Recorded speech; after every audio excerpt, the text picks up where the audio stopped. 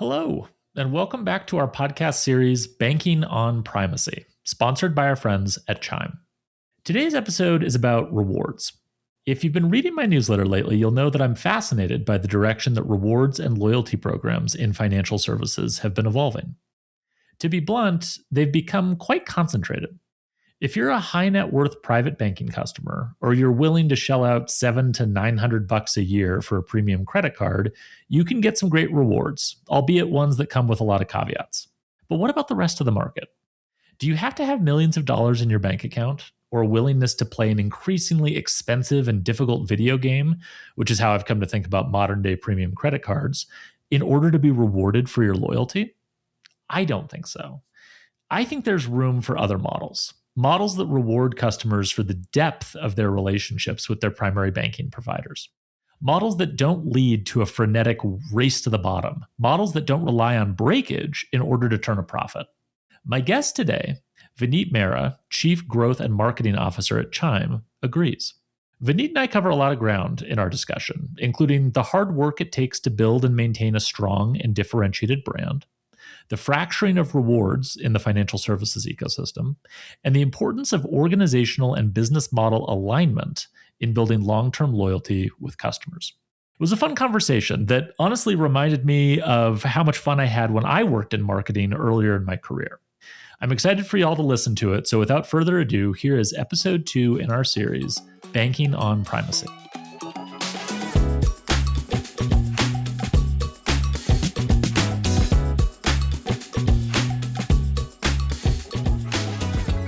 Okay, Vineet, thank you so much for coming on.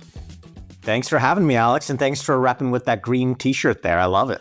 I'm trying to, I knew you were coming on. I knew we're going to be talking about marketing. We're going to be talking about branding. So I wanted to be thematically aligned. We have the green backdrops that we sort of matched up on. So I used to work in marketing, so I understand brand alignment, very important. I'm very, very excited to dig into today's topic. Before we get into some of the more nerdy stuff on rewards and reward programs and some of the stuff that you guys are working on, I was hoping to get a little bit of info on your background. You come from the world of sort of consumer marketing and brand building, and I was very curious to get a little bit of your history and then specifically kind of what drew you to this role at Chime, because as much as I write about and talk about Chime from a bunch of different perspectives, I haven't gotten as much time to dig into the brand side of Chime, and I'm curious to get your thoughts on that. So give us a little bit of the history. Yeah, well, thanks for that question, Alex, and it's great to be talking to you and a fellow marketer. We can really have a great time today. Yes.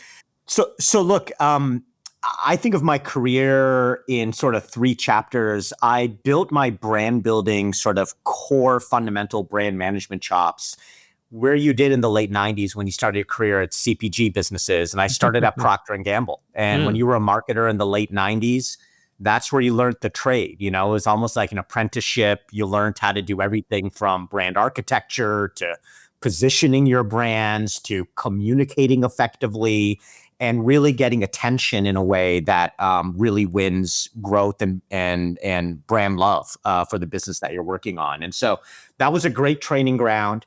I think I was 30 years old running worldwide marketing for a giant consumer packaged goods company. And I thought I'd made it. And then Silicon Valley started to bloom. And I was like, oh man, the world's changing. I got to just cut my ties and go. And I moved to Silicon Valley. And when I moved to Silicon Valley, I started to really connect kind of those fundamentals of brand building with direct-to-consumer businesses, right? And the unit economics of DTC businesses. And that's where I started to learn the world of sort of direct response. Social media started to grow, unit economics, right? Really building marketing to deliver financial outcomes. And my role really started to move more into a blend of kind of classic Silicon Valley sort of growth and marketing and putting those 2 things together. So I started to coin this term called performance storytelling, which is this idea of blending classic brand management with direct to consumer. And fell in love with building brands in the most modern kind of marketing methods possible.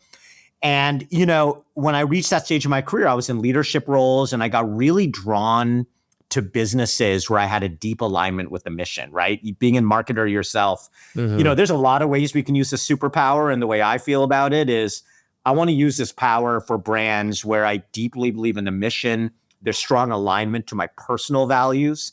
And there's also, a business model that is aligned, not contradictory to what the company's mission is, right? And that's what drew me to Chime. I'm a first generation immigrant. I know deeply the troubles my family went through in trying to make progress, and really there was so much stacked against us. And I just remember the dinner table conversations, and man, I fell in love with Chime. I fell in love with the business model. I fell in love with, our whole mission around unlocking financial progress for everyday Americans. And, the last 4.5 years, I've just been trying to create this movement along with my colleagues to help people understand that there's a better way for banking. There's banking that doesn't have to penalize everyday Americans. And little by little, we're putting a value proposition together, a banking bundle together that we believe has a real chance of winning, and frankly has been winning in the marketplace.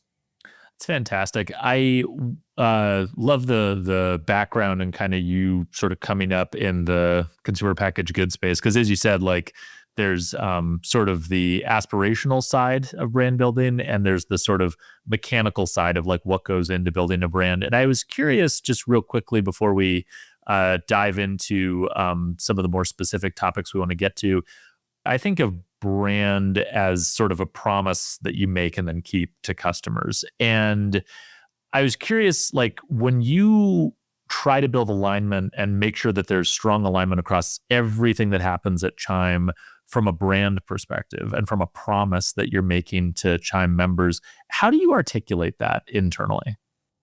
Well, it's a great point, Alex. And I'm so glad you understand that the brand is essentially a promise you're making to your consumer every day and your member, and making sure you don't fall out of alignment with that, because that's how brands start to break. Look, we are a deeply mission aligned company. We start every all hands, or I start every meeting with putting our mission up on the wall, right? It's unlocking financial progress for everyday Americans. And, it just takes you a second to walk through our hallways here in the office. If you ever get a chance, come by. You'll see member portraits all over our office. You'll see TV screens talking about how we're changing people's trajectory on their financial progress. You'll see quotes all over the place. And so, when you work in a company where that member obsession is at the core of every decision we make, it really makes my role much easier. And sort of in many ways, as you know, the role of a marketer, a lead marketer in a company, is to make sure we never lose sight of that promise. And it is plastered everywhere. We start every meeting with that. And as we launch products, it's really a bit of a devil's advocate thing that you have to play in a room sometimes, right? To make sure, like, are we doing this? And is it holding on to our promise? And it's a great company and an environment to actually do that. And I'll tell you, it's much easier than other places I've been in to hang on to that promise, because there's such deep belief in the genetics of this place around why we do what we do. And, there's a lot of alignment there. I will say I have noticed that, right? I mean, there's always the surface level consideration, right? Which is like, right. Hey, what is our mission statement? Everyone says they're mission aligned, right? It's like easy to say, harder to do, and harder to do in a consistent fashion. And I think in some ways it's a reflection of like difficult choices you make. And I will say, to your point about the devil's advocate thing, I have noticed and admired from a distance for a long time Chime's rigor in terms of evaluating, because like there's always new trends and new things that come into financial services, and that neobanks or banks will adopt as new products or new offerings. And I think the discipline of like not swinging at every pitch sometimes is as much a reflection of like a strong commitment to a brand as anything else. I wanted to dig into rewards, because that's kind of a core topic that I know you've been thinking a lot about recently. I've been thinking about it, writing about it quite a bit. I want to get your take broadly on the rewards landscape, because you guys have been doing some work in this space, which we're going to get to. But I want to understand from your perspective, like, what role do you think rewards play as it relates to like customer loyalty and financial services? Obviously, Chime kind of made its bones early on, I think, by like brilliantly sort of counter positioning your brand and your products relative to sort of the standard average that you might get in consumer banking. But I also think like as you scale up and as you grow and as your customers sort of grow with you, you also have to sort of fit into the architecture of how financial services works and what consumers expect. And rewards, like it or not, are a big part of that. So like what's your perspective on the role that rewards play in the financial services landscape? Well, yeah, let's dig into this amazing world of rewards. And the truth is, rewards have for a long time been a huge driver of interest and loyalty in financial services. And I think the reason is simple. It's because through rewards, you can directly shape sort of behavior, right? Your customer's behavior and member behavior. And if consumers truly feel like they're being rewarded, the truth is they'll continue spending and using that product or that service that rewards them. And where you've seen this play out, and you've written so much about this, is very clearly with credit cards, right? Over the last decade, rewards programs have gotten more sophisticated. There's points, there's travel perks, there's status tiers, there's these super premium card experiences everywhere. You've actually talked about it in a great analog, which is like, it's almost like this kind of pay to play video game where you have to get like XP points to keep winning and chasing status tiers and all that kind of thing. I thought that was a great analog. And in my opinion, the reason I think that's such a good analog is because it's sort of turned into a game for the privileged few, right? There's a trade-off that's happening with all these rewards, and it's a dynamic that leads to sort of, I would say, companies catering to a narrow set of high spending, high net worth individuals because they tend to drive the most engagement and most spend that allows the rewards to then pay off, right? We actually did a survey, which is really interesting, with this research firm called Talker Survey. And we found out that 63% of Americans believe the best rewards go to these high balance customers. That means that the majority of the country, the majority of Americans actually believe that the premium, kind of these premium rewards were not meant for them or built for them. And so that's where we see this bifurcation happening, right? Where the most valuable rewards are like for a decade now being gated behind high fees or credit requirements and largely reserved for this privileged few. And as a result, you don't really see any innovation or focus on everyday banking or checking accounts. It's almost all on the credit side, which is ironic because the place where most people actually interact with their money is on the checking and banking side, not the credit side. And so this is the bifurcation we've seen. And this is actually much like you've talked about Chime in the past, where our ability to create an opportunity is, because we can kind of position ourselves as the antithesis of where the industry is going and really meet the needs of everyday Americans, again, aligned to unlocking financial progress, which is our mission. Yeah, it's you touched on a bunch of different ideas that are really interesting to me, right? One is this idea of the bifurcation of rewards between sort of wealthier customers and not. And you can see it across lots of different categories, right? There was an article in the Wall Street Journal a little while back about sort of what it's like to have a private banker if you're like ultra high net worth, right? And it's like basically it's like having someone you can call who just solves all your problems, right? Like I need to go on a ski trip to Vail next weekend and I don't have tickets. Can you take care of that? Or like I need someone to watch my dog for a week while I go do this. Can you like just any problem, just call this person and they'll just solve it. And obviously like that is ultra attractive and like it's this beautiful like white glove service, but it's only available to you if you have more than $10 million in net worth or whatever it is, right? So it's like just not accessible. And if you have a bank account, even if you're doing what from your perspective kind of well financially and you're sort of doing the right things, like that is just a tier that you don't even know exists. It's so like removed from your experience interacting with the banking system. And then on the credit card side, I've written about this quite a bit. I mean, there's a growing, I think, bifurcation between the premium credit card market and everything else, right? And so if you look at like the sort of direction that card products have taken over time, like there actually used to be quite a few credit cards in the market that didn't really have any rewards to speak of at all. So it was much more of Right. just like a utility. You use this to stretch out payments, like blah, blah, blah, but it really wasn't like a reward centric product. Those are now gone, right? Like there are no credit cards in the market that don't have rewards. But then to your point, if you're just going to offer rewards and you're just going to offer it on credit cards and you're going to target this card at a specific portfolio or segment of customers, the math kind of needs to work, right? And so then you start getting really complicated and it kind of creates this strange, what I've noticed is it creates this strange feedback loop. And it kind of goes to what you were saying, I'm sure, about like the devil's advocate role inside of, Chime, where it's like, there's this game I see being played out between credit card product managers and like the points guy who reviews cards. And it's like, can we create a card that the points guy will feel positively about and then write about, and that will drive like the set of people online who really care about the most like, attractive premium card product. And can we get into that product? And there's like this weird feedback loop that develops.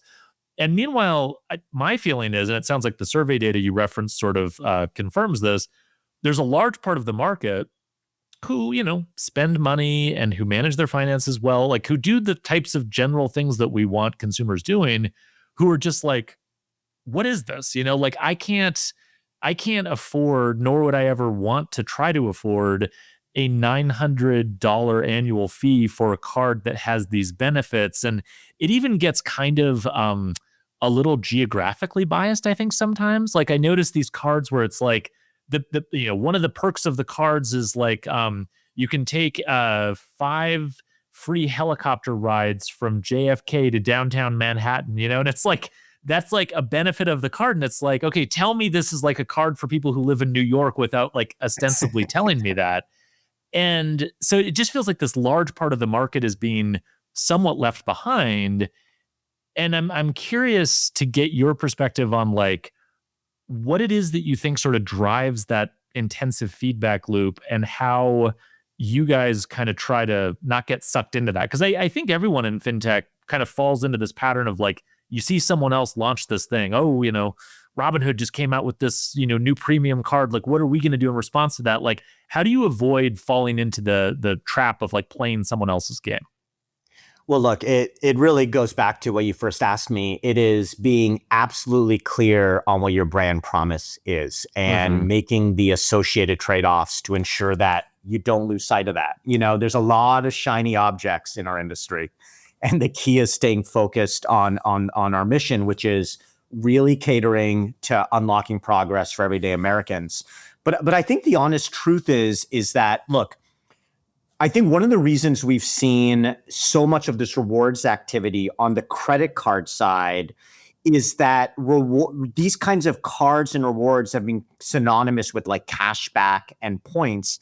And it's become a really primary way to differentiate in our industry, right? Yeah, it's kind of a language now that you use, right, to talk about your product. Exactly. It's almost become like shorthand, right?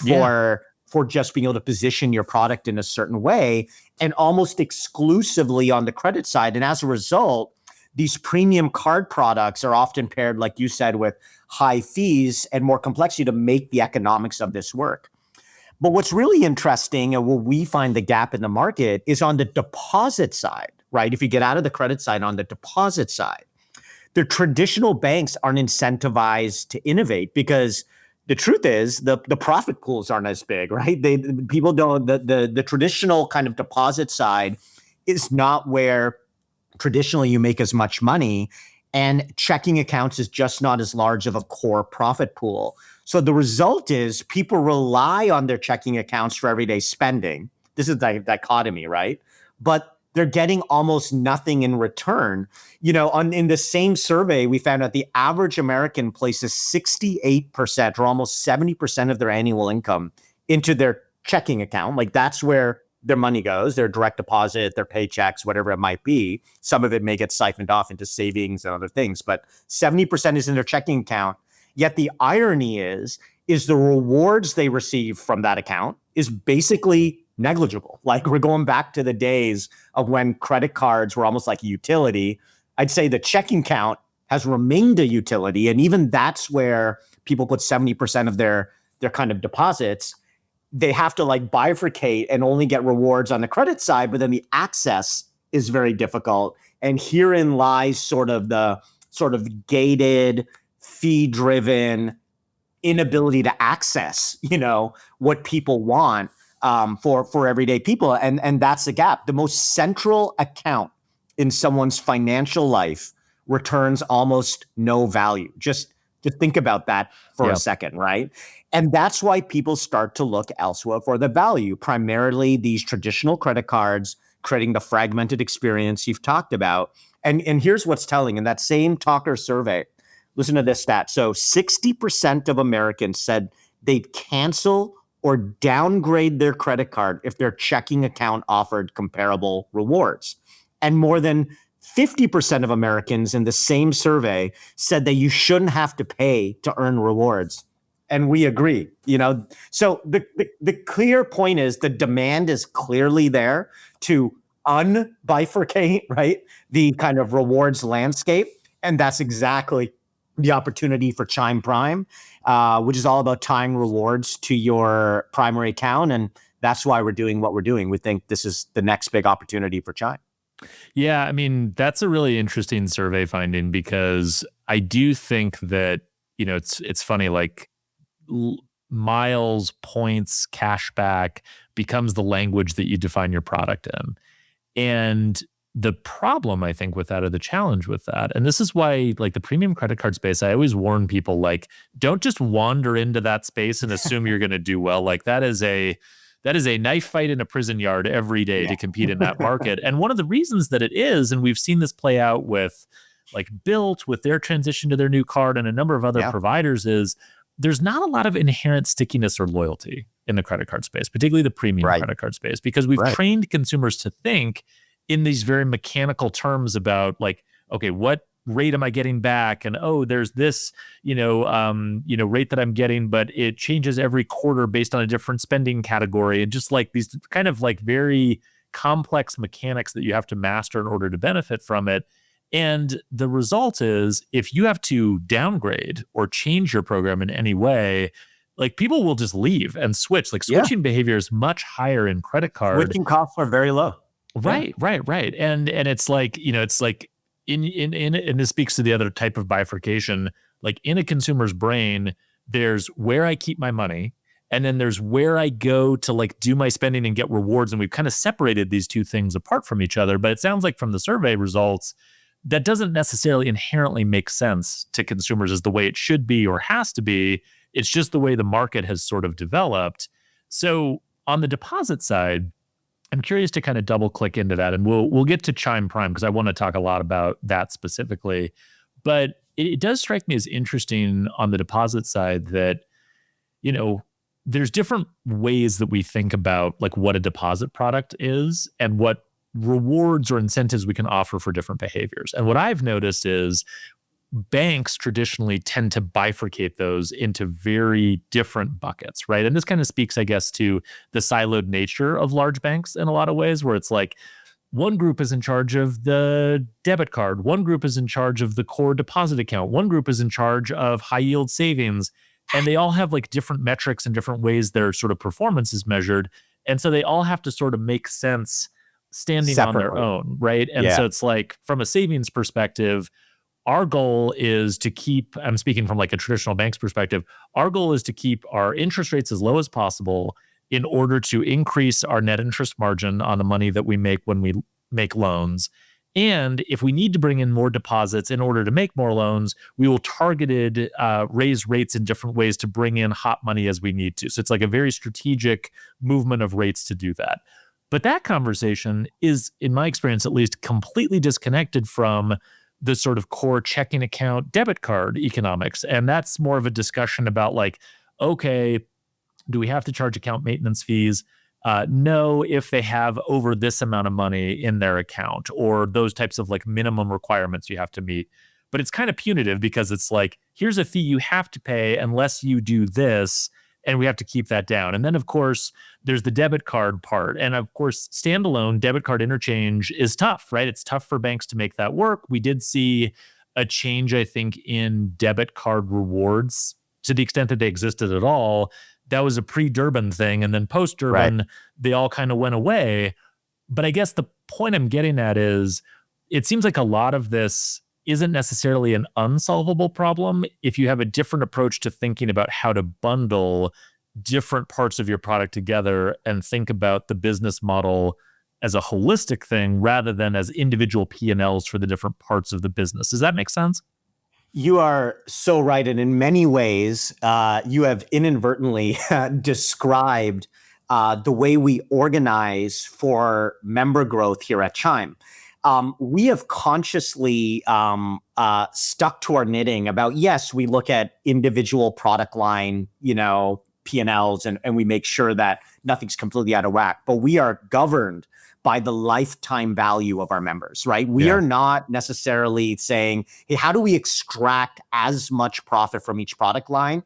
Instead, what we're focused on is member retention, eliminating member churn, and ensuring that primacy is at the core of our value proposition.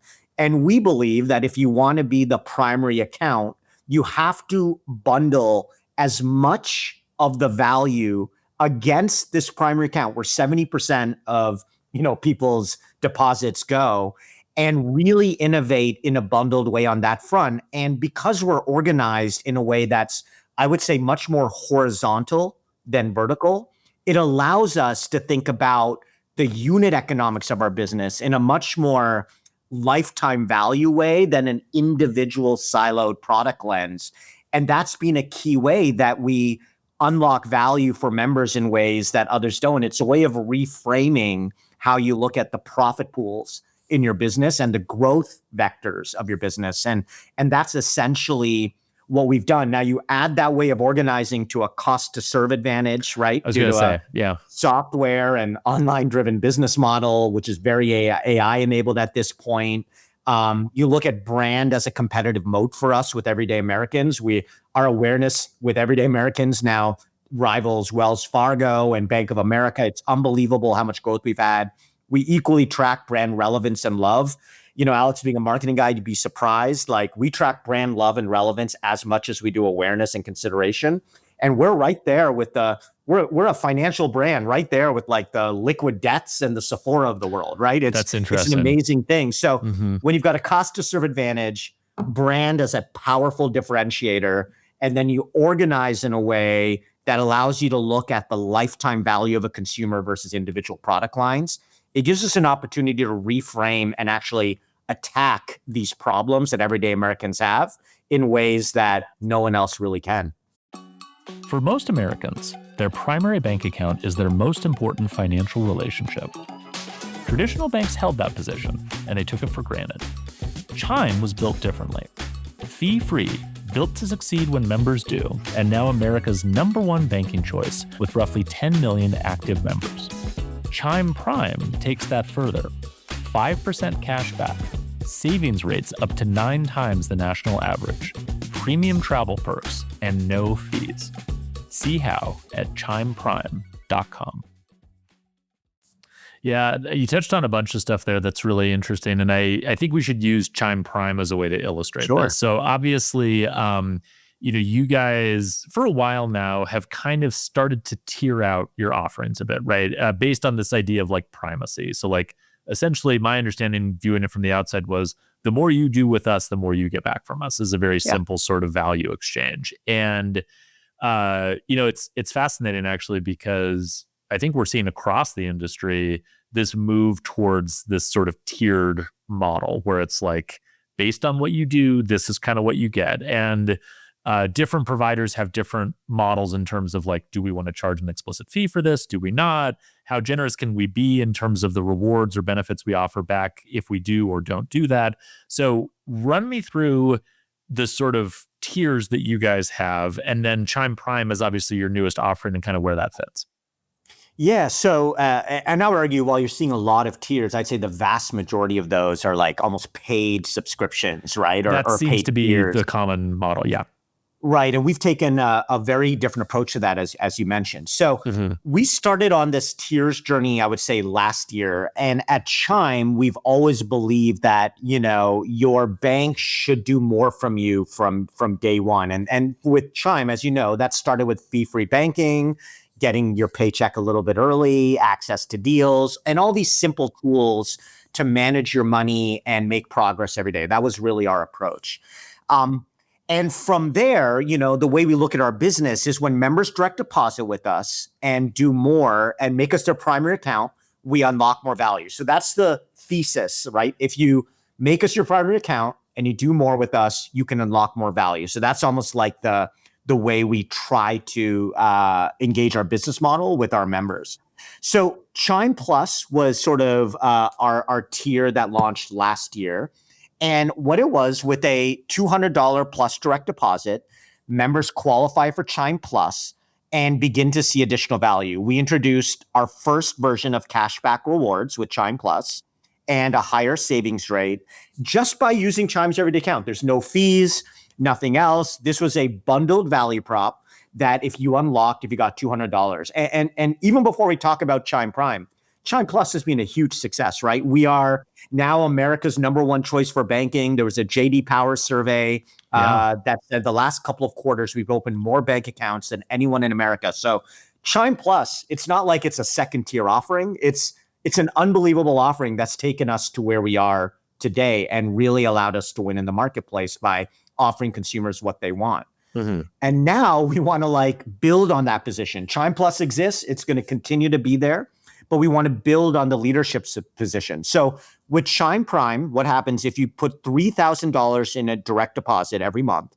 Members unlock this new tier called Prime. And it's our kind of most, I would say, premium membership tier. So it's got higher cashback rewards, which is 5% cashback rewards, a higher savings rate, which today is 3.75%, and premium perks like, access to concerts like the Teddy Swims concert. There might be a pre-sale event for that, right?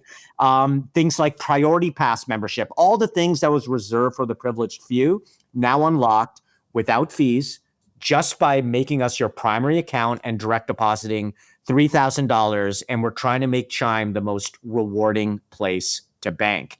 And so that's really how we think about building a better banking experience, one that rewards everyday activity, not just your bank balance, right? And that's really how we've been thinking about it. And, for decades, the traditional banks have designed rewards, as you said, separated from that primary account. And we think that this is really the approach to win on rewards with everyday Americans by bundling all the value into one singular primary relationship with rewards, APY, and all the great features of Chime that go along with it.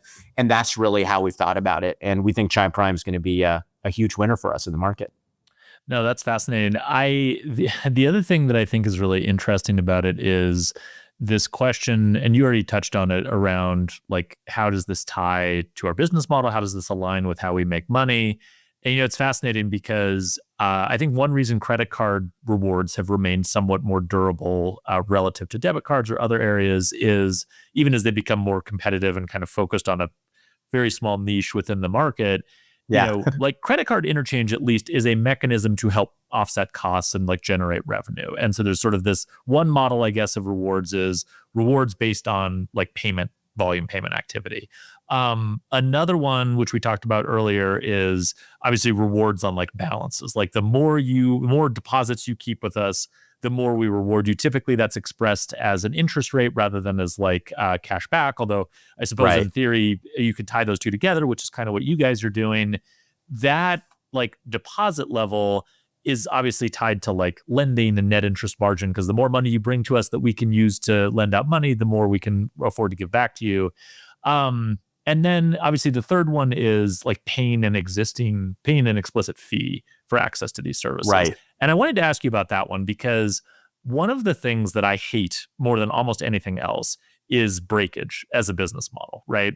So the idea being that, hey, we're going to offer you all of these benefits, but we don't really want you to use these benefits. And in fact, our business model is sort of built on the idea that you will pay a fee where if you used every single ounce of all the benefits we offer to their maximum extent allowable, we would lose money on you. But we are going to design our rewards program in such a way where it's really, really difficult to actually use all those benefits. And a really good example of this actually is, do you remember when they used to have like price protection as a benefit on credit cards? Yeah, absolutely. I remember And that. you could like, oh, you bought something online, but now it's available for a lower price. Send us the thing and then we'll refund you the difference after your purchase. Great. Sounds amazing. Price protection. Oh my gosh. Like it's a form of insurance almost. This makes me feel good as a consumer. However, it was really painful to actually do that. You had to like take a picture of a receipt. You had to like send them in a picture. Sometimes you had to actually mail in the receipt. Like it was really complicated. And the way that you knew that was a benefit built on the assumption of breakage was that as soon as some fintech companies came in and cleverly automated that process, immediately all the card issuers dropped that benefit like the next day almost. And I guess the reason I wanted to poke at this one and ask you about this is it does feel like, you can say, all right, we're gonna charge a fee for this. Obviously, it doesn't have to be a $900 fee. It can be like a lower, more accessible fee for participation in this program. But I would think that one of the challenges with that is the temptation it creates internally is, can we improve our margin on this fee we charge? Oh, yes, we can by adding in these benefits that justify a slightly higher fee, but we need to make those benefits kind of hard to use so that only 15% of people will actually use this benefit to the maximum amount.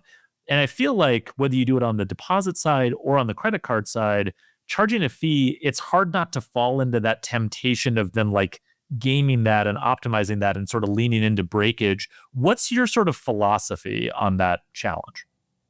Look, breakage or intentional friction in the consumer experience Yeah. is a huge challenge, in our industry, and we think about it totally differently. So we aren't designing rewards for breakage at all. We're actually, and let me say this out loud, designing them for usage. Yeah. That's Yeah. really our intent. And the reason is simple. Because we are primarily a payments-driven business, we want our members to be using Chime for their everyday spending. So the more they use it for everyday spending, the more value our members get, the more retentive our members are, the less churn we have, and the better our unit economics are in the business to continue to fuel growth right at the top of the funnel. And that's really how we think about it. So our rewards are not tied to breakage or some weird fee-based friction model. Our rewards are tied, as I've said, to everyday banking, and we've designed Chime Prime so the value is just impossible to miss. It shows up in your account every time you spend. So let's take our 5% cash back as an example. Members can pick a category for the month and plan ahead. So it's pretty simple and it's flexible. So members can easily see how much they earn in the app every month. And if they forget about the category, unlike a lot of other rewards categories where if you forget to choose, it just turns off. Yeah. Our selection automatically rolls into the next month's. So members are rewarded consistently. We are literally pushing for usage, not breakage. Let me give you a real example of this. We had a leadership offsite here a couple of weeks ago, and at our leadership offsite, going back to our mission, we bring members to it a lot of times. And I personally interviewed a member at our leadership offsite, and he was explaining to me how simple and flexible the Prime experience had been for him. He typically kind of picks the restaurant category because he likes to take his family out, and he's just got like a personal bias to like make that his category. But what's really interesting is he's planning to switch to the travel category in the summer when for the first time he's taking his family on a Disney cruise. Oh, cool. And he's like, oh, okay. So maybe that month I'll switch it here because that's going to be my largest spend category. And in other months, it's going to be restaurants. And again, if by some chance he forgets to pick, every month, like you have to do on so many cards, we just automatically roll you back in. So you don't have to do any thinking. And then even with the premium perks like Priority Pass or the travel and hotel benefits, our focus is on making them easy to access, rather than something you have to go out of your way to unlock. So again, the model is actually intentionally designed to minimize breakage because the value is built into everyday banking activity by becoming people's primary account rather than some kind of separate account or platform. And the more value they get, the more primacy Chime earns. And it's exactly this member-aligned business model that fuels our brand and our growth. And so this is exactly, the way we're working it, really against breakage, more for usage, and really fueling this primacy and everyday spending that fuels our business. It makes a lot of sense. And again, the thing I like about it, the thing I've learned over time the hard way is that there's a benefit to sort of holding yourself accountable structurally, Right. right? Where it's like, Right. we only win if we do this well. And like, there's these other options that we could do where we could win in a more easy way. But the problem is like, that invites like laziness and it invites bad incentives and like things can creep in even if you don't mean them to. And so I do like the idea of like structurally designing something where it's like, the only way we win is if we win people's trust and they keep using this product. And I think the member story you share is a good example too, where it's like, the other thing I think people are annoyed by with a lot of this stuff is I just don't want this to be complicated, right? I mean, one of the luxuries of being very wealthy is time, right? And so like the wealthier you are, the more time you have. And the more time you have, the more you can devote that time to playing these sort of like obscure games that you want to win to get even more prestige or rewards. But like again, it goes back to the everyday American thing. Like most people are busy, like I have 3 kids who are all under the age of 10. Like I don't have time to work on this stuff, and so feeling like I'm getting rewarded rather than punished for not being able to spend enough time on something, I think is a huge deal. The other thing I wanted to ask you about before we end on a lightning round, because I Sure. just can't help myself as a fellow marketer, I have some questions for you, but we'll get to that. Before we get there, I was curious on obviously like you guys, I think, want to make the value exchange clear to customers, right? Like, how are we able to give you these things? Well, we do this because you do this for us, and it's a reciprocal relationship. The word membership is sort of intentional, I think, in this way. The jump from Plus to Prime, meaning the jump from qualifying with $200 direct deposit to 3,000. The two things I find interesting about that are one, 3,000 is still not like a huge amount of money, right? Like $3,000 a month equals very accessible to a very large portion of Americans. So it's not like exclusionary in that way. But I will also note that the jump from $200 a month to 3,000 is a huge jump. Am I right in assuming that, I mean, I'm sure a ton of like work and strategy and data science and research went into picking that number, but can you give a little color on like where you set that, why, and sort of how that allows you to offer the benefits that come with Chime Prime? Right. Well, so strategically, Chime Prime is about building on what's already working on Plus and just taking it further. And like I said, we're already the number one choice for banking in America, and we just want to continue to grow on that lead. And so Chime Prime, think of it this way, is designed to give our most engaged members more value as they build a deeper relationship with Prime. Without giving you all the numbers, there's a huge chunk of our member base that is already qualified for Chime Prime. And so, yes, we're going to attract new members out of this, but it's also about taking our current members and making sure our most engaged members who are already in this tier, which is a sizable chunk of our member base, are getting the most value possible from Chime. And, we talked earlier about how easy and low the switching costs are in the credit card business. We want to make sure our switching costs remain high, churn remains low, and that members are absolutely satisfied with our service and they can't get it anywhere. So it makes the way we think about membership tiers is it's more, we don't think about it as a feature. It actually just reinforces our broader value proposition and supports our growth. It creates a stronger reason for members to make Chime their primary relationship, which in turn drives deeper engagement, higher product attach, lower churn, and better unit economics. And at the same time, with some of our, as we continue to grow and mainstream Chime, it helps us attract and better serve Americans earning 75,000 plus as well, Sure. right? Yeah. Right. And that's, by the way, been our fastest growing segment the last 2 quarters running. And everyday Americans are looking for a better alternative to traditional banking. And so what this allows us to do is to create enough tiering that both current members and new members can find the Chime that's right for them.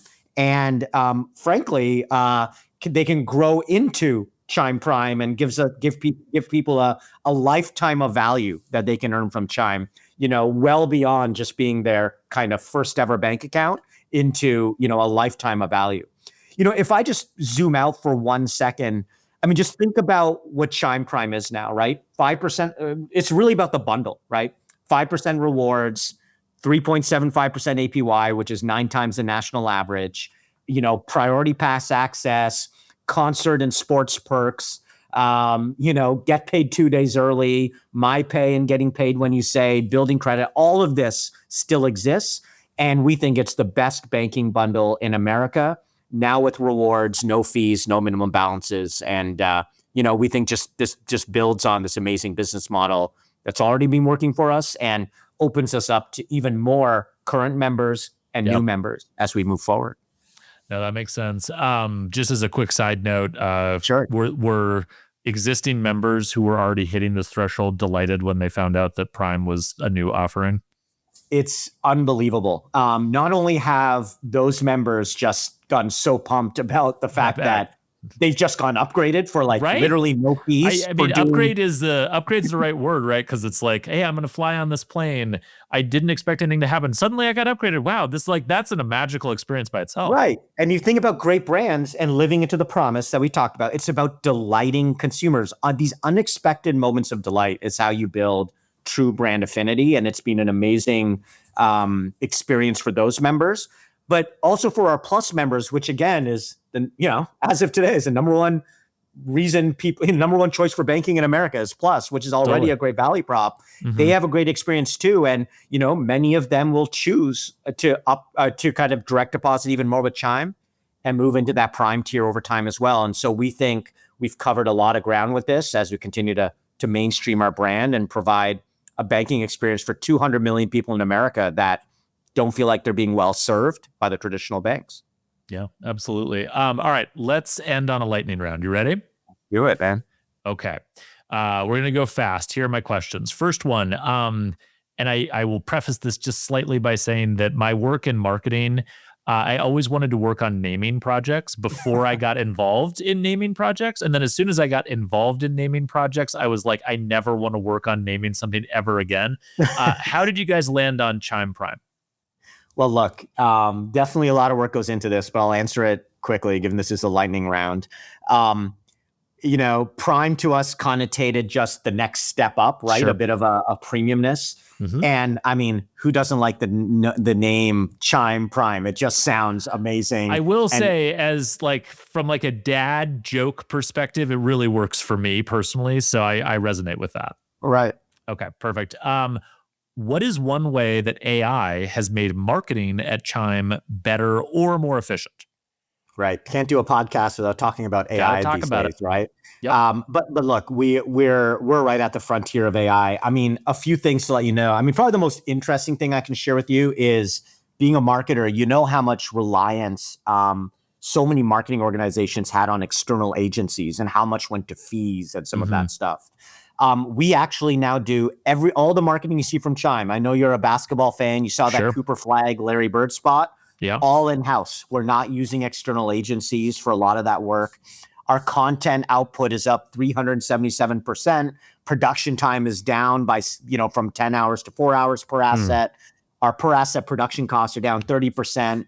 50% of all our marketing work is AI assisted. And we've moved in-house. And when your in-house team gets to do your tentpole marketing work, you attract great talent and you can continue to do great work. And so it's been a real game changer with how we create content, and generative AI has been a huge unlock for our business. Fascinating. It's a great point about the in-house benefit to the employees who get to work on the funnest projects. That's a huge deal, because I actually remember when I worked in marketing, like all the best, juiciest stuff was like outsourced to expensive Exactly. agencies, and that was kind of a bummer. So that makes a lot of sense. Speaking of that, what's the biggest difference that you have noticed as a marketer between working in financial services versus working in other B2C verticals that are maybe a little less regulated or less sort of unique in the ways that financial services is? Yeah, well, look, I know this is going to sound cheesy, but obviously the biggest difference is compliance and regulation. But I look Totally. at that as a kind of a beacon for creativity, right? When you've got kind of a lot of regulations and compliance areas that you have to follow, it means you've got to get even more creative on how to communicate and stand out from the noise, right? In many ways, an equal regulatory and compliance field can create a sea of sameness in how brands show up and get attention in the world. And we've really taken that on as a challenge and tried to really show up in a way that is fully, meeting the regulatory requirements, but building attention in social media and other ways in a way that the other banks may not even have the muscle to do because they're so stuck in sort of a regulatory framework that they haven't been able to really tell stories around. And instead they seem stuck. We look at it as an opportunity to really tell stories that no one else can. It's a bit of a theme, actually, that for our whole discussion is sort of like the benefits of setting constraints for yourself and working within those constraints. So I Right. love that answer. All right, last one. You mentioned the NBA. I feel like no one in financial services is more qualified to ask NBA sports media related questions than I am. So I'm very curious to understand from your perspective, like, why are sports partnerships for you guys a really good fit? And like, how do you measure the effectiveness of something like that? Because I love it watching commercials and being like, oh, hey, I know both the basketball player in this commercial and I know the product being advertised at the same time. Broader than just speaking to me, which I find delightful. Why is it like a good fit for you guys overall and your members? Well, look, the hardest thing for a brand or a business to get, I think the ultimate currency for growth today is Mm. attention, right? Yep. How do you capture attention in a world where we all have 5 screens on at the same time? There's unlimited streaming platforms and social media platforms. How do you get attention? And the truth is, for our members, attention is in sports. You saw we just signed an MLS deal. Our members tend to over-index in interest in MLS by over 50%. The NBA is right up there with the MLS. And interestingly, WrestleMania was just this weekend. World Wrestling Entertainment is the other area that our members tend to really over-index on. And Oh, so interesting. we tend to make these partnerships as a entry doorway to attention. It is not a logo slap. We have a saying in marketing here at Chime that logo slaps is how you make wallpaper. That's not how you build a brand. And so we use it as an entry point, and then we tell stories of players and progress. So you've probably seen with the NBA, yes, we're on the Dallas Mavericks jersey, but the way we activate it is way outside, the stadium, right? We signed Cooper Flag. We had Cooper and Larry do sort of an old bank, new bank sort of thing, right? Yeah. And Yeah. and really tell their story. We sign athletes in key sports like the NFL. You're going to see some really cool stuff with Jackson Dart coming up soon, right? And really telling our story. And for the Chime Prime launch, you're going to start to see John Cena really being a big part of this WWE luminary. So we look at it as a place where we can create attention, tell stories that people care about, and work in these subcultures that matter to our customers and kind of connect a subculture to financial progress storytelling, put them together. And that's been a magical formula for us to build brand consideration and be one of the most loved brands in America. Awesome. That I will say, as a closing note, as a sign of how broken my brain is, that as soon as I found out that Luca had been traded, I immediately thought of Chime. And as soon as I heard that the Mavericks had won the lottery and had selected Cooper Flag, I immediately thought of Chime. So, sure, a roller coaster for you guys internally. Very fun for me to observe from the outside. Vineet, thank you so much for taking the time. This was great. Thanks, Alex. Thanks for all your attention, love, and curiosity for Chime, and we appreciate you. Thanks for listening. Today's episode was brought to you by Chime.